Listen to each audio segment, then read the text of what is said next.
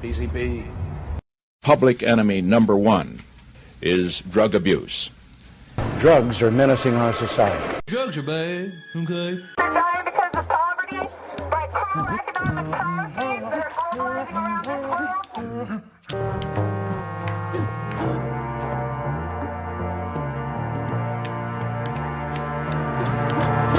Salut et bienvenue au PCP, au podcast de Cinéma Politica de l'Université Laval avec Simon et Marie-Luce. Alors, pour vous expliquer le concept rapidement, notre podcast va nous servir à vous préparer à nos prochaines présentations ainsi qu'à revenir sur celles précédemment pour vous aider à explorer plus avant les enjeux.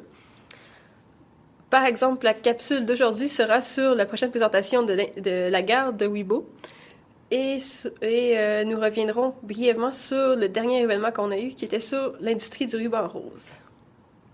Alors, le prochain événement, comme Marie-Luce l'a dit, c'est le film La guerre de Ouibo. Ce sera le 31 mars à 19h au Théâtre de Poche. L'entrée est libre et l'invité sera Christian Simard. On vous en fera la présentation un peu plus tard.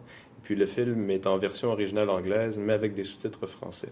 Le film essentiellement est centré sur Ludwig Ouibo, qui est un présumé éco-terroriste faisant partie d'une communauté rurale chrétienne vivant en autarcie dans la région de Peace River, en Alberta.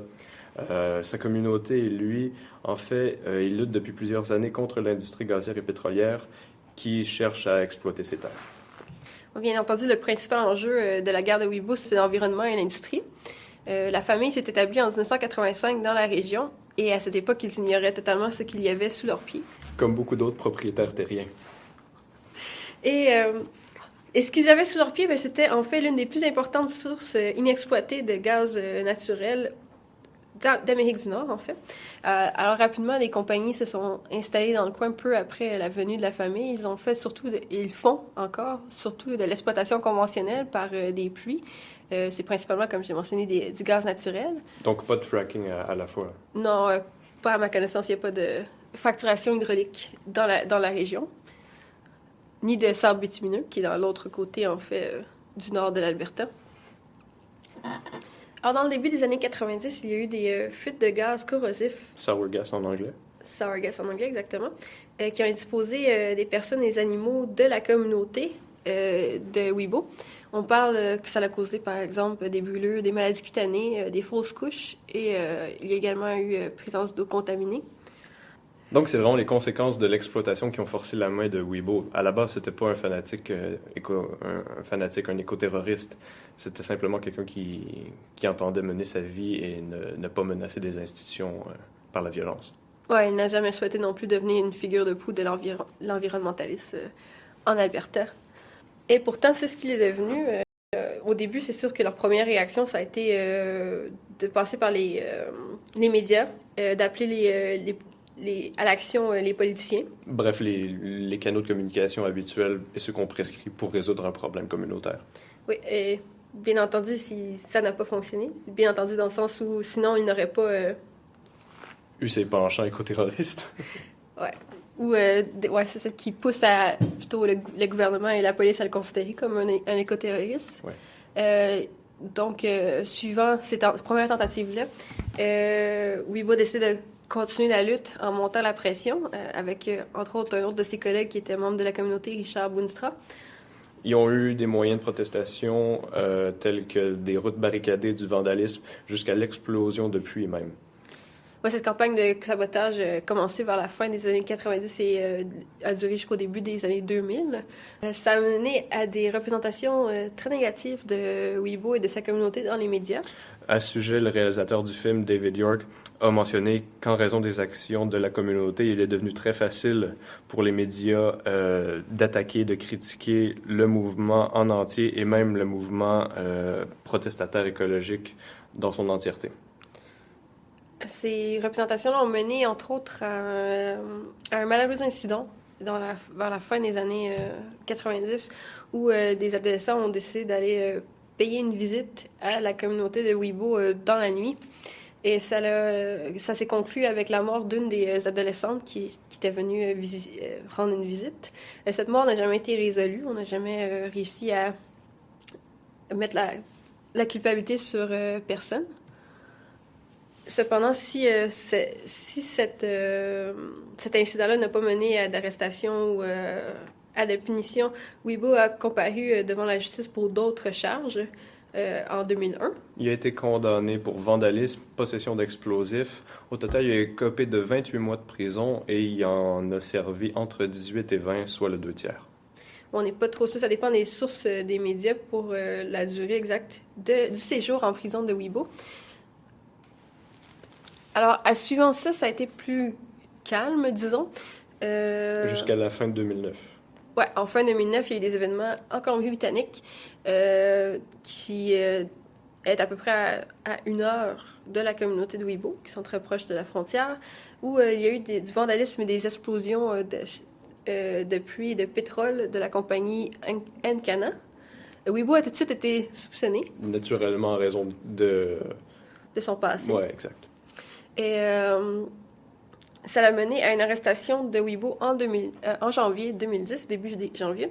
La Et- totalité de sa communauté a été victime d'un raid policier suite à ça. Oui, un raid policier important. On parle de 200 officiers qui ont... De fortes mesures pour qu'au final, il soit relâché sans conviction ou sans, Le sans lendemain. charge. Le lendemain. Le ouais. lendemain, il a été relâché. C'est une histoire qui a été très médiatisée, sans surprise, avec des ressources policières si importantes.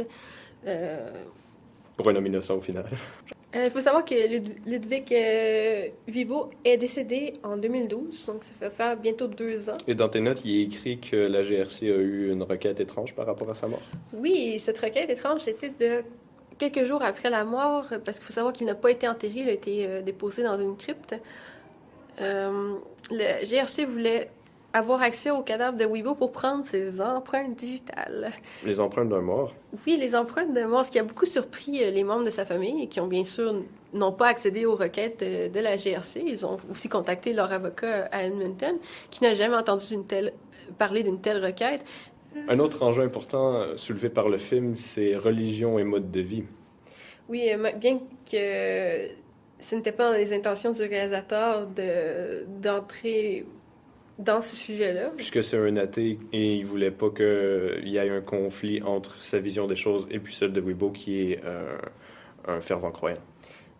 Mais aussi, il s'intéressait beaucoup aux motivations de la résistance et il ne pensait pas que leur croyance religieuse prendrait une place prépondérante dans leur lutte. Mais ce qu'il a découvert au fur et à mesure C'est que c'était plus qu'une cause écologique et tout ça.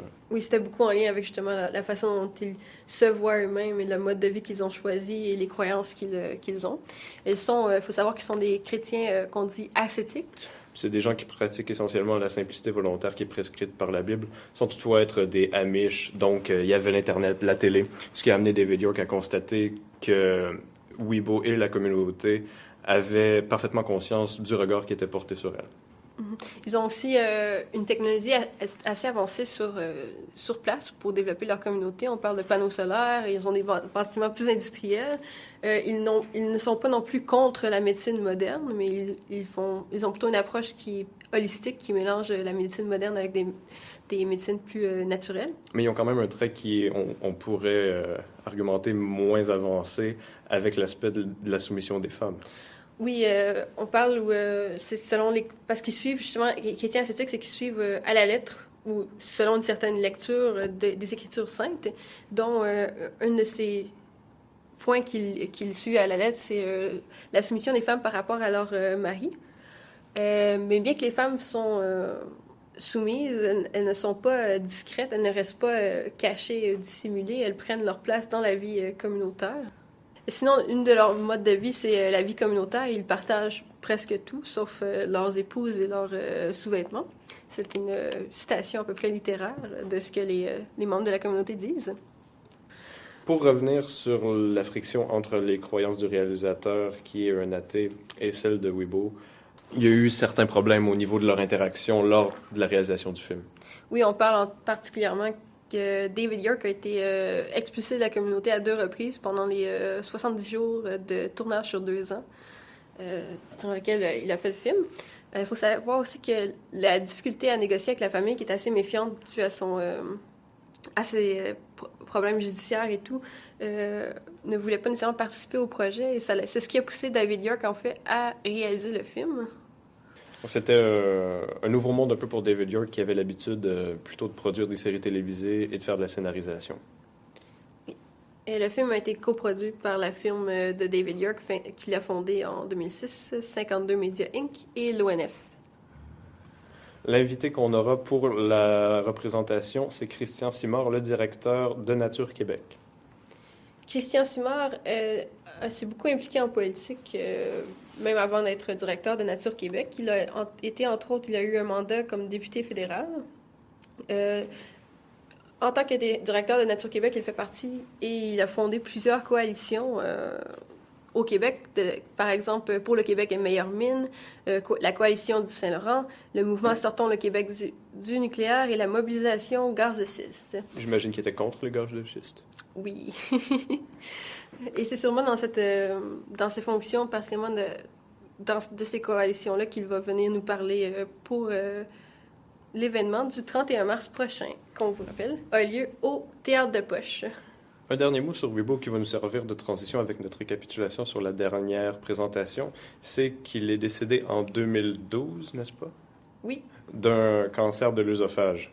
Et puis notre dernière représentation portait sur le cancer du sein et l'industrie du ruban rose.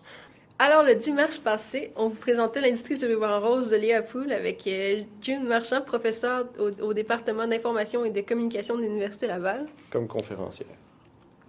Le film explore les enjeux de la commercialisation de la cause du cancer du sein, symbolisé par le ruban rose. Alors, ce fameux ruban rose, on le voit particulièrement au mois d'octobre. Un mois qui lui est entièrement dédié, quoiqu'au Québec, on le retrouve un petit peu aussi au mois d'avril au niveau de la sensibilisation. Oui, le mois d'avril, qui commence bientôt, est le mois de la sensibilisation au cancer en général. Au Québec, vous pouvez visiter le site du ministère de la Santé et des Services sociaux, qui a plus de détails sur tout ce qui entoure ce sujet-là. Et si vous regardez sur la page principale, vous allez voir que beaucoup des éléments dont il a été question dans le film L'industrie du ruban rose se retrouvent sur cette page, c'est-à-dire de mettre l'emphase sur, par exemple, la prévention individuelle, comme ne pas fumer ou manger de façon saine, etc. On parle un peu des causes environnementales, mais c'est surtout lié, par exemple, au cancer de la peau, exposition au soleil, se protéger du soleil, et certains produits qui sont vraiment reconnus plus toxiques, mais on n'en parle pas beaucoup. Donc, on recrée certains des problèmes qui sont exposés par le film. Oui, ça touche pas juste les problématiques autour de comment on présente le cancer du sein et comment on fait la publicité autour ne sont pas uniques au cancer du sein. Plusieurs de ces éléments-là se retrouvent dans les autres formes de cancer. Dans la façon dont on approche le cancer en général. Plus particulièrement, l'approche autour du cancer du sein tient ses origines du Cancer Industry Tour qui se déroulait à San Francisco au district financier de manière annuelle depuis 1996. Les gens y chantaient « Stop the cancer where it starts », puisqu'ils se regroupaient afin de manifester contre les corporations qui utilisaient des produits chimiques qui étaient responsables de cancer. Potentiellement responsable, oui. Potentiellement, bien sûr. Et donc, c'est une réappropriation, ça a été une réappropriation par les fondations du cancer d'un mouvement populaire. Déjà existant. Et ils l'ont transformé en quelque chose de beaucoup plus joyeux et... Oui, tout à fait. Et naïf, même. Et naïf, en effet, puisqu'on parle plus tellement d'environnement, ou même on produit on utilise beaucoup de plastique, par exemple, qui peuvent être problématiques par rapport...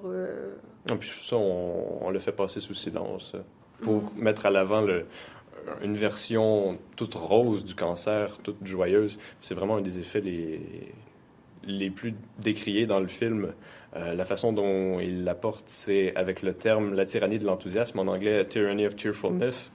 Et puis un des désavantages de ça, c'est qu'on voit le cancer comme étant une bataille où il y a des gagnants, des survivants, et des perdants, de manière tacite, bien sûr. Et puis, bien sûr, les gens qui sont sur le point de perdre cette bataille se sentent inévitablement mal de cette représentation insultante. Un autre des effets pervers autour de la façon dont on structure la lutte contre le cancer du sein, c'est le détournement de sympathie, où le cancer du sein est une cause très populaire que beaucoup de gens veulent embrasser. Mais... Oui, mais c'est embrasser sans embrasser une cause. C'est trop bon, on le laisse.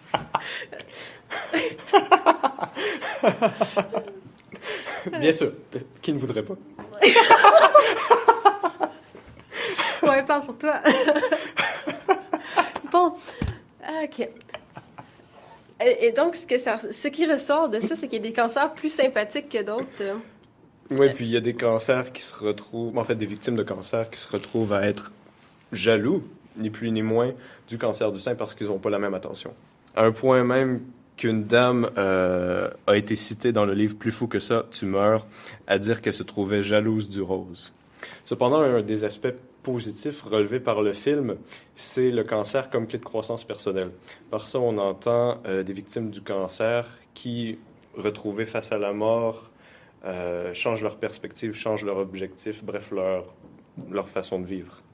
Revoient leurs priorités. Oui, essentiellement. Un autre élément qui est présent dans le film, qui est en lien avec le discours prédominant sur la prévention du cancer du sein, c'est qu'on ne reconnaît pas les inégalités sociales, ce qui est en partie dû parce que le public cible de la plupart des entreprises qui fondent les initiatives du cancer du sein s'adresse à des femmes blanches de classe moyenne. Bref, qui ne sont pas intéressés par des enjeux qui ne les touchent pas. Oui, et donc On néglige de mentionner, entre autres, que les femmes noires sont plus susceptibles d'en mourir, jusqu'à 40%. Ça peut s'expliquer notamment par le fait qu'ils ont un accès réduit en raison de la pauvreté et moins de moyens de prévention à leur portée. Oui, ils ont moins accès aux services de santé en général. C'est la même chose un peu avec les femmes handicapées qui se retrouvent souvent à confrontées à plusieurs obstacles pour avoir accès aux services de dépistage. Et ce qui cause problème, il y a quelques documents que vous pourrez trouver dans notre billet de blog qui sera lié à ce podcast. Sur Facebook aussi, j'imagine. Oui, il va être publié sur Facebook aussi pour aller plus loin si ça vous intéresse.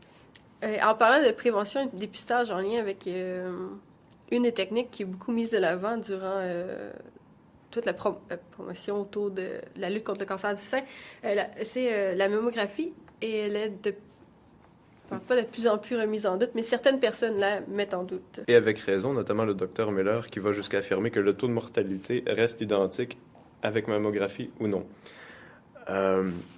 Il va aussi jusqu'à suggérer que ça comporte pour certaines femmes plus de désavantages que d'avantages, dans les cas plus particulièrement où les femmes ont qu'un cancer très minime et puisqu'il est détecté par une mammographie, ils vont subir des traitements qui sont trop extrêmes pour la petitesse de leur cancer. C'est pourquoi il va recommander qu'aux femmes de 50 à 69 ans d'y aller et pas aux femmes de 40 à 49 ans parce que les effets nuisibles l'emportent sur les effets positifs. Entre autres en raison d'un phénomène de surdiagnostic qui affecte de 22 jusqu'à 54% des cas, comme l'affirme le British Medical Journal, et c'est pour cette raison-là qu'il recommande une réévaluation complète de la pertinence de la mammographie. Finalement, pour vous, on a des liens vers des organismes, si vous voulez vous impliquer. Et en savoir plus aussi. D'abord, dans le film, on voit beaucoup les intervenantes du Breast Cancer Action Movement, je pense, ouais. BCAM. Qui est basé à Montréal. Non, enfin, il est basé aux États-Unis dans le film. Okay, mais il y a un organisme parent à Montréal. Il y a également le Centre Rose de Québec au niveau de la recherche. Oui, le Centre des maladies du sein qui sont très axés sur ils ont beaucoup de ressources sur les avancées en recherche.